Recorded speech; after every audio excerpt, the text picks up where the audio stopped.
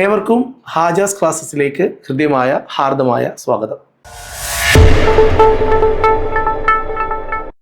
നമ്മൾ ഇന്ന് 5000+ ഫാക്ട്സിൻ്റെ ഒരു സെഷനാണ്. നിങ്ങൾ ഇതിനു മുമ്പുള്ള എല്ലാ ക്ലാസ്സുകളും കണ്ടോ?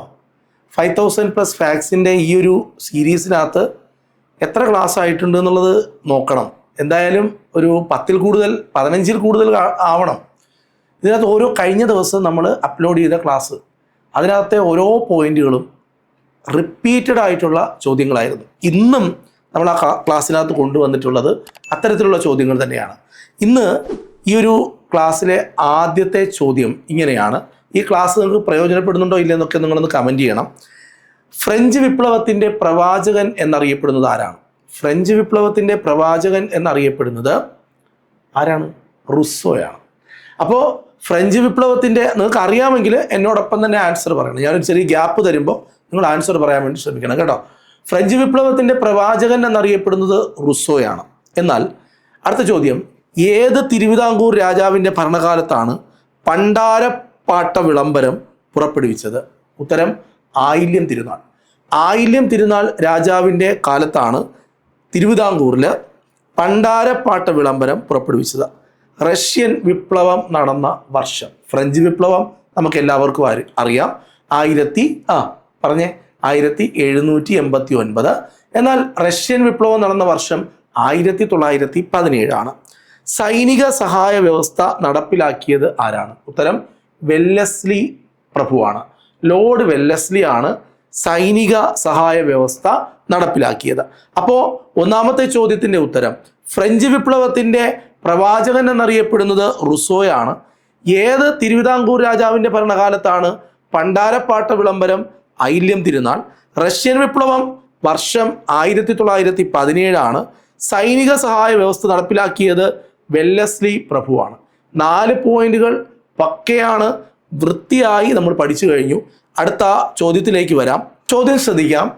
പേശികളെ അസ്ഥികളുമായി, നമ്മുടെ മസിലുകളെ അസ്ഥികൾ എന്ന് പറഞ്ഞാൽ എല്ലുകളുമായി ബന്ധിപ്പിക്കാൻ ഉപയോഗിക്കുന്ന യോജക കലയുടെ പേര് എന്താണെന്ന് ചോദിച്ചാൽ നമ്മൾ ഉത്തരം പറയണം. അതാണ് ടെൻഡനുകൾ എന്ന് പറയും. ടെൻഡനുകൾ.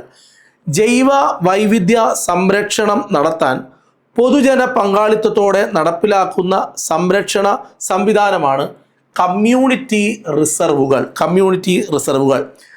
ദ്രാവകാവസ്ഥയിലുള്ള യോജക കലയ്ക്ക് ഉദാഹരണം ഏതാണ്?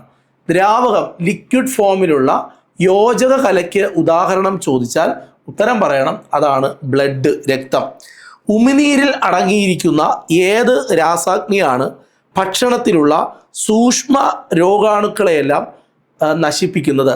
നമ്മൾ കഴിക്കുന്ന ഭക്ഷണത്തിൽ ഏതെങ്കിലും സൂക്ഷ്മമായ രോഗം വരുത്താൻ സാധ്യതയുള്ള അണുക്കളുണ്ടെങ്കിൽ അവരെയെല്ലാം നശിപ്പിക്കുന്നത് ഉമിനീരിലെ ലൈസോസൈം എന്ന് പറയുന്ന ഒരു എൻസൈം ആണ്. പേശികളെ അസ്ഥികളുമായി ബന്ധിപ്പിക്കുന്നത് ടെൻഡനുകൾ. ജൈവ വൈവിധ്യ സംരക്ഷണം നടത്താൻ പൊതുജന പങ്കാളിത്തത്തോടെ നടപ്പിലാക്കുന്ന സംവിധാനമാണ് എന്ത്? കമ്മ്യൂണിറ്റി റിസർവുകൾ. ദ്രാവകാവസ്ഥയിലുള്ള യോജകലയ്ക്ക് ഉദാഹരണമാണ് രക്തം. ഉമിനീരിൽ അടങ്ങിയിരിക്കുന്ന ഏത് രാസാഗ്നിയാണ് ഭക്ഷണ പദാർത്ഥങ്ങളിലെ രോഗാണുക്കളെ കൊല്ലുന്നത്? ഉത്തരം ലൈസോസൈം. പ്രമേഹം ബാധിച്ച കുട്ടികൾക്ക് സൗജന്യമായി ചികിത്സ നടത്തുന്നതിന് കേരള ആരോഗ്യ വകുപ്പ് രൂപീകരിച്ച പദ്ധതിയുടെ പേരാണ് മിഠായി. ഇന്ത്യയിൽ ദേശീയ ബഹിരാകാശ ദിനമായി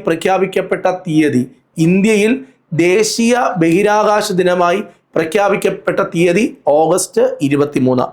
നക്ഷത്രങ്ങൾ മിന്നിത്തിളങ്ങുന്നതിന് കാരണമാകുന്ന പ്രതിഭാസത്തിൻ്റെ പേരാണ് അപവർത്തനം. ഇന്ത്യയിൽ സീറോ കാർബൺ ആയ നഗരമാണ് സാഞ്ചി എന്ന് പറയുന്ന നഗരം. പ്രമേഹം ബാധിച്ച കുട്ടികൾക്ക് സൗജന്യമായ ചികിത്സ നടത്തുന്നതിന് കേരള ആരോഗ്യ വകുപ്പിൻ്റെ പദ്ധതിയുടെ പേരാണ് മിഠായി. ഇന്ത്യയിൽ ദേശീയ ബഹിരാകാശ ദിനമായി പ്രഖ്യാപിക്കപ്പെട്ട തീയതി ഓഗസ്റ്റ് 23. നക്ഷത്രങ്ങൾ മിന്നിത്തിളങ്ങുന്നതിന് കാരണം അപവർത്തനം. ഇന്ത്യയിൽ സീറോ കാർബൺ ആയ നഗരം ഏതാണ്? സാഞ്ചിയാണ്. ഓക്കെ, ക്ലിയർ ആണ്? എല്ലാ പോയിന്റും ആയിട്ടുണ്ട്. ഇനി അപ്പുക്കിളി എന്ന് പറയുന്നത് ഏത് കൃതിയിലെ കഥാപാത്രമാണ്? അപ്പുക്കിളി എന്ന് പറയുന്നത് ഖസാക്കിൻ്റെ ഇതിഹാസം ആവർത്തന ചോദ്യമാണ്. ഏറ്റവും കൂടുതൽ വനമുള്ള കേരളത്തിലെ ജില്ല ഏതാണ്? ഏറ്റവും കൂടുതൽ വനമുള്ള കേരളത്തിലെ ജില്ല വയനാടല്ല, ഇടുക്കിയാണ്. ദർ മോഡൽ എന്നറിയപ്പെടുന്ന പഞ്ചവത്സര പദ്ധതി 5ാമത്തെ പഞ്ചവത്സര പദ്ധതിയാണ് ദർ മോഡൽ എന്ന് അറിയപ്പെടുന്നത്. പഞ്ചവത്സര പദ്ധതി എന്ന ആശയം ഇന്ത്യ കടമെടുത്തിരിക്കുന്നത് സോവിയറ്റ് യൂണിയനിൽ നിന്നാണ്.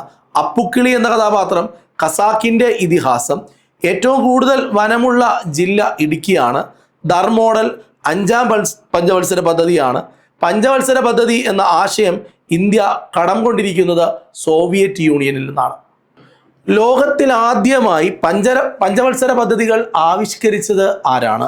ലോകത്തിൽ ആദ്യമായി പഞ്ചവത്സര പദ്ധതികൾ ആരംഭിച്ചത് ജോസഫ് സ്റ്റാലിൻ ആണ്. ഭരണഘടനാ പ്രകാരം എമർജൻസി എന്ന വാക്ക് ഉപയോഗിക്കാത്ത അടിയന്തരാവസ്ഥ സംസ്ഥാന അടിയന്തരാവസ്ഥ. ഭരണഘടനാ പ്രകാരം എമർജൻസി എന്ന വാക്ക് ഉപയോഗിക്കാത്ത അടിയന്തരാവസ്ഥ സംസ്ഥാന അടിയന്തരാവസ്ഥയാണ്. ആർട്ടിക്കിൾ 356 ഭരണഘടനയുടെ ഡെഡ് ലെറ്റർ എന്ന് വിശേഷിപ്പിച്ചത് ആരാണ്? അത് BR അംബേദ്കർ ആണ്. സംസ്ഥാന അടിയന്തരാവസ്ഥയുടെ മറ്റൊരു പേരെന്താണ്? പ്രസിഡന്റ് ഭരണം എന്നാണ്. ലോകത്തിൽ ആദ്യമായി പഞ്ചവത്സര പദ്ധതികൾ ആവിഷ്കരിച്ചത് ജോസഫ് സ്റ്റാൻലി ആണ്. ഭരണഘടനാ പ്രകാരം എമർജൻസി എന്ന വാക്ക് ഉപയോഗിക്കാത്ത അടിയന്തരാവസ്ഥയാണ് സംസ്ഥാന അടിയന്തരാവസ്ഥ. ആർട്ടിക്കിൾ 356 ഭരണഘടനയുടെ ഡെഡ് ലെറ്റർ എന്ന് വിശേഷിപ്പിച്ചത് ഡോക്ടർ BR അംബേദ്കർ ആണ്. സംസ്ഥാന അടിയന്തരാവസ്ഥയുടെ മറ്റൊരു പേരാണ്, എന്ത് പേര് പറയണം? പ്രസിഡന്റ് ഭരണം എന്ന് പറയണം. പ്രസിഡന്റ് ഭരണം. സംസ്ഥാന അടിയന്തരാവസ്ഥ പ്രഖ്യാപിക്കുന്നത് ആരാണ്? സംസ്ഥാന അടിയന്തരാവസ്ഥ പ്രഖ്യാപിക്കുന്നത് പ്രസിഡന്റ് ആണ്. ലിബറോ എന്ന പദം ഏത് കളിയുമായി ബന്ധപ്പെട്ടിരിക്കുന്നു? യോർക്കർ എന്ന പദം ക്രിക്കറ്റ് ആണെങ്കിൽ ലിബറോ എന്ന് പറയുന്ന ആ പദം വോളിബോളുമായി ബന്ധപ്പെട്ട ഒരു പദമാണ്. മത്സര ഇനമായി ക്രിക്കറ്റ് ഉൾപ്പെടുത്തിയ ഒരേ ഒരു ഒളിമ്പിക്സ് ഏത് ഒളിമ്പിക്സ് ആണ്? 1900 ഒളിമ്പിക്സ് ആണ്, പാരീസ് ഒളിമ്പിക്സ് ആണ്. അതായത് ഒളിമ്പിക്സിൻ്റെ ആധുനിക ഒളിമ്പിക്സിലെ 2ാമത്തെ ഒളിമ്പിക്സ് ആണ്. റിപ്പബ്ലിക്കൻ പാർട്ടി ഓഫ് ഇന്ത്യ സ്ഥാപിച്ചത് ആരാണ്? റിപ്പബ്ലിക്കൻ പാർട്ടി ഓഫ് ഇന്ത്യ സ്ഥാപിച്ചത് ഡോക്ടർ BR അംബേദ്കർ ആണ്. ഭരണഘടനാ നിർമ്മാണ സഭയുടെ ആദ്യത്തെ താൽക്കാലിക അധ്യക്ഷൻ ആരാണ്? ഉത്തരം സച്ചിദാനന്ദ സിൻഹ. നോക്കൂ, സംസ്ഥാന അടിയന്തരാവസ്ഥ പ്രഖ്യാപിക്കുന്നത് പ്രസിഡന്റ് ആണ്. ലിബറോ എന്ന വാക്ക് വോളിബോളുമായി ബന്ധപ്പെട്ട വാക്ക്. മത്സര ഇനമായി ക്രിക്കറ്റിനെ ഉൾപ്പെടുത്തിയ ഒരേ ഒരു ഒളിമ്പിക്സ് പാരീസിലെ ഒളിമ്പിക്സ് ആണ്. 1900 നടന്ന ഒളിമ്പിക്സ് ആണ്. റിപ്പബ്ലിക്കൻ പാർട്ടി ഓഫ് ഇന്ത്യ സ്ഥാപിച്ചത് ഡോക്ടർ BR അംബേദ്കർ ആണ്. ഭരണഘടനാ നിർമ്മാണ സഭയുടെ ആദ്യത്തെ താൽക്കാലിക അധ്യക്ഷൻ എന്ന് പറയുന്നത് ആരായിരുന്നു? സച്ചിദാനന്ദ സിൻഹയായിരുന്നു. ജനകീയ പദ്ധതി എന്നറിയപ്പെടുന്ന പഞ്ചവത്സര പദ്ധതി ഏതാണ്? ഉത്തരം 9ാം പഞ്ചവത്സര പദ്ധതി. ജനകീയ പഞ്ചവത്സര പദ്ധതി എന്നറിയപ്പെടുന്നത് 9ാം പഞ്ചവത്സര പദ്ധതിയാണ്. ഇന്ത്യൻ ധവള വിപ്ലവത്തിൻ്റെ പിതാവ് എന്നറിയപ്പെടുന്നത് ആരാണ്? കുര്യനാണ്, അല്ലെ? ഡോക്ടർ വർഗീസ് കുര്യനാണ്. ഇന്ത്യൻ ദരിദ്രരേഖയായി കണക്കാക്കിയത് ആരാണ്? ഇന്ത്യൻ ദരിദ്രരേഖയായി കണക്കാക്കിയത് ആരാണ്? ഉത്തരം എന്ന് പറയുന്നത് ഡ്രസ്സിയാണ്, അതായത് ജീൻ ഡ്രസ്സി. സഹകരണ ബാങ്കുകളുടെ പ്രവർത്തന തത്വം സഹകരണം, സ്വയം സഹായം, പരസ്പര സഹായം എന്നാണ്. ഭിന്നശേഷിയുള്ളവർക്കായി സർക്കാർ നടത്തുന്ന ഒരു പദ്ധതിയാണ് പരിരക്ഷ എന്ന് പറയുന്ന പദ്ധതി. നോക്കൂ, ജനകീയ പദ്ധതി എന്നറിയപ്പെടുന്ന പഞ്ചവത്സര പദ്ധതിയാണ് 9ാം പഞ്ചവത്സര പദ്ധതി. ഇന്ത്യൻ ധവള വിപ്ലവത്തിൻ്റെ പിതാവ് ഡോക്ടർ വർഗീസ് കുര്യനാണ്. ഇന്ത്യൻ ദരിദ്രരേഖയായി കണക്കാക്കിയത് ജീൻ ഡ്രസ്സിയാണ്. സഹകരണ ബാങ്കുകളുടെ പ്രവർത്തന തത്വം എന്ന് പറയുന്നത് സഹകരണം, സ്വയം സഹായം, പരസ്പര സഹായം എന്നാണ്. ഭിന്നശേഷിയുള്ളവർക്കായി സർക്കാർ നടത്തുന്ന പദ്ധതിയുടെ പേരാണ് പരിരക്ഷ എന്ന് പറഞ്ഞ ഒരു പേരിലാണ്. പ്രിയപ്പെട്ട ഉദ്യോഗാർത്ഥികൾ, നമ്മൾ ഈ റംസാനോടനുബന്ധിച്ച് നമ്മൾ ആരംഭിച്ച 2 പുതിയ ബാച്ചുകളാണ്. Elegant batch for maths, science, English. 3000 റുപ്പീസാണ് അതിൻ്റെ ഒരു ഫീ. പക്ഷേ നമ്മൾ ഈ ഒരു റംസാന് ഒരു 999 ഈ കോഴ്സ് നമ്മൾ ലോഞ്ച് ചെയ്തു. അതിൻ്റെ പുതിയ ക്ലാസ്സുകളൊക്കെ അപ്ലോഡ് ചെയ്തിട്ടുണ്ട്. ഇപ്പോഴും ക്ലാസ്സുകൾ അപ്ലോഡ് ചെയ്തുകൊണ്ടിരിക്കുന്നുണ്ട്. ആർക്കെങ്കിലും കോഴ്സ് വേണമെങ്കിൽ ഏപ്രിൽ 1 വരെ നമ്മുടെ കോഴ്സിൻ്റെ ഈ ഒരു ഓഫർ വാലിഡിറ്റി എക്സ്റ്റെൻഡ് ചെയ്തിട്ടുണ്ട്. അതുപോലെ തന്നെ ഇംഗ്ലീഷിനും മാത്സിനും സെപ്പറേറ്റ് ബാച്ച് തുടങ്ങിയിട്ടുണ്ട്. ഡിഗ്രി ലെവൽ എക്സാമുകൾക്കൊക്കെ ഇംഗ്ലീഷിൻ്റെ മാത്സിൻ്റെ പ്രാധാന്യം അറിയാം. ഏറ്റവും അപ്ഡേറ്റഡ് ആയിട്ടുള്ള എക്സാമിലെ വരെ ഡിഗ്രി ലെവൽ ക്വസ്റ്റ്യൻസും അതേപോലെ LDC എല്ലാം ഏത് പരീക്ഷയ്ക്കും നിങ്ങൾക്ക് ഈ ഒരു ഇംഗ്ലീഷിൻ്റെയും മാത്സിൻ്റെയും സെപ്പറേറ്റ് കോഴ്സ് പർച്ചേസ് ചെയ്യാം. 499 രൂപ ഇതൊരു ഫീസായിട്ട് പോലും നമുക്ക് കൂട്ടണ്ട. നമുക്കറിയാം ഒരു ഓഫ്ലൈൻ പോയാൽ നമുക്ക് എത്ര രൂപയാവും ഫീസ് എന്നൊക്കെ. അപ്പോൾ ഇത് വളരെ പക്കയായി എന്താ പറയുക, വളരെ HD ഒരു ക്വാളിറ്റിയിൽ നമുക്ക് ക്ലാസ് കാണാം. ക്ലാസ്സിനും ക്വാളിറ്റി ഉണ്ട്, അതിൻ്റെ എന്താ പറയുക മേക്കിങ്ങിനും ക്വാളിറ്റി ഉണ്ട്. അപ്പം നല്ല ഒരു അനുഭവമായിരിക്കും നിങ്ങൾക്ക് ഇതിനകത്ത് നിന്ന് കിട്ടുക. ഇതിൻ്റെ എല്ലാം PDF നോട്ടും കിട്ടും. അടുത്ത ചോദ്യം, തൊണ്ടയിൽ കാണപ്പെടുന്ന നമ്മുടെ ഈ ആദാമിൻ്റെ ആപ്പിൾ എന്ന് പറയുന്ന ഒരു മുഴയുണ്ട്, അതിൻ്റെ ശാസ്ത്രീയ നാമമാണ് ലാരിൻസ് എന്നാണ് പറയുക. മനുഷ്യ ശരീരത്തിൽ ബാക്ടീരിയകൾ സമന്വയിപ്പിക്കുന്ന വിറ്റാമിൻ ഏതാണ്? ഉത്തരം വൈറ്റമിൻ K ആണ്. K. ഹൃദയത്തിൻ്റെ സംരക്ഷകൻ എന്നറിയപ്പെടുന്ന വൈറ്റമിനാണ് വൈറ്റമിൻ E. നോക്കൂ, ആർദ്രം മിഷൻ ആരംഭിച്ചത് 2017 ഫെബ്രുവരിയിലാണ്. അപ്പോൾ തൊണ്ടയിൽ കാണപ്പെടുന്ന ആദമിൻ്റെ ആപ്പിളിൻ്റെ ശാസ്ത്രീയ നാമം ലാരിൻസ് എന്നാണ്. മനുഷ്യ ശരീരത്തിൽ ബാക്ടീരിയകൾ സമന്വയിപ്പിക്കുന്ന വൈറ്റമിനാണ് വൈറ്റമിൻ K. ഹൃദയത്തിൻ്റെ സംരക്ഷകൻ എന്നറിയപ്പെടുന്ന വൈറ്റമിൻ E ആണ്. ആർദ്രം മിഷൻ ആരംഭിച്ചത് 2017 ഫെബ്രുവരിയിലാണ്. ഇന്ത്യയുടെ ദേശീയ വനിതാ കമ്മീഷന്റെ ആദ്യത്തെ അധ്യക്ഷനാണ് ജയന്തി പട്നായിക്. നമുക്ക് എല്ലാവർക്കും അറിയാം, ജയന്തി പട്നായിക് ആണ് ഇന്ത്യയിലെ ദേശീയ വനിതാ കമ്മീഷന്റെ ആദ്യത്തെ അധ്യക്ഷൻ. തിരിച്ചറിയൽ സർട്ടിഫിക്കറ്റ് ട്രാൻസ്ജെൻഡറുകൾക്ക് നൽകാൻ ആർക്കാണ് യോഗ്യത? അതായത് തിരിച്ചറിയൽ സർട്ടിഫിക്കറ്റ് ട്രാൻസ്ജെൻഡറുകൾക്ക് നൽകാൻ യോഗ്യതയുള്ളത് ആർക്കാണ്? ഉത്തരം ജില്ലാ മജിസ്ട്രേറ്റിനാണ്. ഇന്ത്യൻ പത്രപ്രവർത്തനത്തിന്റെ പിതാവ് എന്നറിയപ്പെടുന്നത് ചലപതി റാവു ആണ്. ഇന്ത്യൻ പത്രത്തിന്റെ പിതാവ് എന്നറിയപ്പെടുന്നത് ജെയിംസ് അഗസ്റ്റസ് ഹിക്കി ആണ്. അപ്പോൾ ഇന്ത്യൻ പത്രപ്രവർത്തനത്തിന്റെ പിതാവ് ചലപതി റാവു ആണ്. ഇന്ത്യൻ പത്രത്തിന്റെ പിതാവ് ജെയിംസ് അഗസ്റ്റസ് ഹിക്കി ആണ്. ഇന്ത്യയുടെ ദേശീയ വനിതാ കമ്മീഷന്റെ ആദ്യത്തെ അധ്യക്ഷൻ എന്ന് പറയുന്നത് ജയന്തി പട്നായിക് ആണ്. തിരിച്ചറിയൽ സർട്ടിഫിക്കറ്റ് ട്രാൻസ്ജെൻഡറുകൾക്ക് നൽകാൻ യോഗ്യതയുള്ളത് ജില്ലാ മജിസ്ട്രേറ്റിനാണ്. ഇന്ത്യൻ പത്രപ്രവർത്തനത്തിന്റെ പിതാവ് ചലപതി റാവു, ഇന്ത്യൻ പത്രത്തിന്റെ പിതാവ് ജെയിംസ് അഗസ്റ്റസ് ഹിക്കിയാണ്. നോക്കൂ, ഡക്കാൻ പീഠഭൂമിയുടെ വടക്ക് ഭാഗത്തായി സ്ഥിതി ചെയ്യുന്ന പീഠഭൂമിയുടെ പേരാണ് മഹാരാഷ്ട്ര പീഠഭൂമി.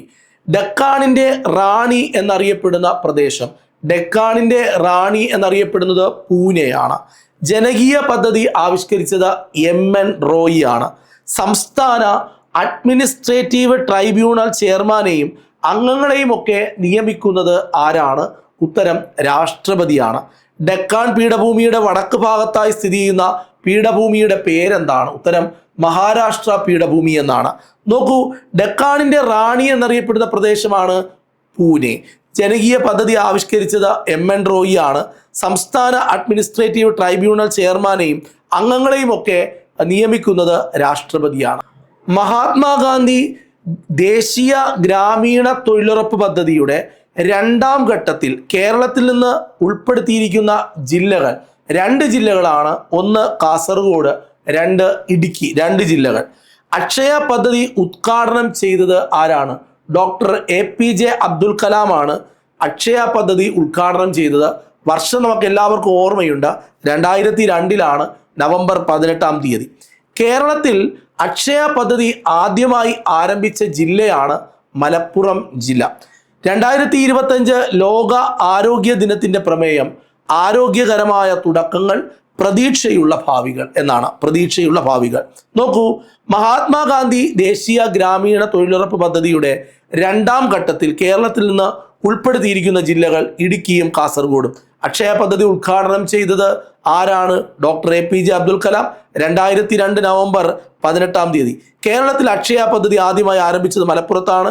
2025 ലോക ആരോഗ്യ ദിനത്തിന്റെ പ്രമേയം ആരോഗ്യകരമായ തുടക്കങ്ങൾ, പ്രതീക്ഷയുള്ള ഭാവികൾ. 42ാം ഭരണഘടനാ ഭേദഗതി നിലവിൽ വരുമ്പോൾ രാഷ്ട്രപതി ആരാണ്? ഞാൻ അതിൻ്റെ ആൻസർ പറയുന്നില്ല. ആൻസർ പറയാത്തതിൻ്റെ കാരണം നിങ്ങൾക്കൊന്ന് കമൻറ്റ് ചെയ്യണം. നിങ്ങൾ കമൻറ്റ് ചെയ്തേ പറ്റുള്ളൂ. പല ആൾക്കാരും കമൻറ്റ് ചെയ്യുന്നില്ല. കമൻറ്റ് ചെയ്തില്ലെങ്കിൽ നമ്മുടെ ഈ ക്ലാസ്സുകൾ ഉടൻ തന്നെ അവസാനിപ്പിക്കേണ്ടി വരും. നോക്കൂ, നിങ്ങൾ കൃത്യമായി കമൻറ്റ് ചെയ്യണം. ഏറ്റവും ഉപകാരപ്രദമായ ഒരു സെഷൻ നമുക്ക് അവസാനിപ്പിക്കേണ്ടി വരിക എന്ന് പറയുന്നത് വിഷമകരമായ ഒരു കാര്യമാണ്. അതുകൊണ്ട് നിങ്ങൾ കമൻറ്റ് ചെയ്യണം. നമുക്കറിയാം, ഒരുപാട് വ്യൂസ് ഒന്നും ഇപ്പോൾ നമുക്കില്ല, ക്ലാസ്സുകൾക്കില്ല. പക്ഷേ ഒരു ദിവസമാണ് ഒരു ക്ലാസ്സിൻ്റെ പുറകിലുള്ള നമ്മുടെ പ്രവർത്തനം എന്ന് പറഞ്ഞാൽ. അപ്പോൾ നിങ്ങൾ ഒരിക്കലും അതിനകത്തൊരു വിമുഖത കാണിക്കരുത് ഒരു കമൻ്റ് ഇടാൻ. 44ാം ഭരണഘടനാ ഭേദഗതി വരുമ്പോൾ ഇന്ത്യൻ രാഷ്ട്രപതി ആയിരുന്നു നീലം സഞ്ജീവ റെഡ്ഡി. തെയ്യങ്ങളുടെ നാട് എന്നറിയപ്പെടുന്ന സ്ഥലം കാസർഗോഡ് അല്ല, കണ്ണൂരാണ്. കേരള കലാമണ്ഡലത്തിൻ്റെ സ്ഥാപകനാണ് വള്ളത്തോൾ. 44ാമത്തെ ഭരണഘടനാ ഭേദഗതി വരുമ്പോൾ ഇന്ത്യൻ രാഷ്ട്രപതി ആരായിരുന്നു എന്ന് ചോദിച്ചാൽ നീലം സഞ്ജീവ റെഡ്ഡിയാണ്. തെയ്യങ്ങളുടെ നാട് എന്നറിയപ്പെടുന്നത് കണ്ണൂരാണ്. കേരള കലാമണ്ഡലത്തിൻ്റെ സ്ഥാപകൻ എന്ന് പറയുന്നത് വള്ളത്തോളാണ്. അപ്പോൾ ഇത്രയും പോയിന്റുകളാണ് നമ്മൾ ഇന്ന് ക്ലാസ്സിനകത്ത് നോക്കിയത്. അപ്പോൾ ഈ 5000+ ഫാക്ട്സ് കാണാത്ത ആരെങ്കിലും ഉണ്ടോ? ഇന്ന് ആദ്യമായിട്ടാണ് ഈ ഒരു സെഷൻ കാണുന്നത്, അങ്ങനെ ആരെങ്കിലും ഉണ്ടോ? അങ്ങനെയാണെങ്കിൽ താഴെ ഡിസ്ക്രിപ്ഷൻ ബോക്സിൽ ഞാൻ എൻ്റെ ലിങ്ക് കൊടുത്തിട്ടുണ്ട്. ഹാജാസ് ക്ലാസ്സസ് എന്ന് പറയുന്ന ഒരു ചാനലുണ്ട്, നിങ്ങളത് സബ്സ്ക്രൈബ് ചെയ്യുക, ലൈക്ക് ചെയ്യുക. ഹൈപ്പ് എന്ന് പറഞ്ഞൊരു ഓപ്ഷൻ ഉണ്ട്, അതും കൂടെ കൊടുക്കുക. വളരെ വാല്യൂബിൾ ആയിട്ടുള്ള ക്ലാസ്സുകൾ തന്നെയാണ്. നമുക്ക് ഒരുപാട് ഹാജാസ് ക്ലാസ്സസിൻ്റെ ആപ്പിനകത്ത് എല്ലാ ബാച്ച് കോഴ്സുകളും ഉണ്ട്. എല്ലാ ലെജൻഡ് ആയിട്ടുള്ള ടീച്ചേഴ്സാണ് ക്ലാസ് എടുത്തിരിക്കുന്നത്. നിങ്ങൾക്ക് ജോയിൻ ചെയ്യണമെങ്കിൽ ജോയിൻ ചെയ്യാം. അപ്പോൾ നമുക്ക് വീണ്ടും കാണാം. Bye bye.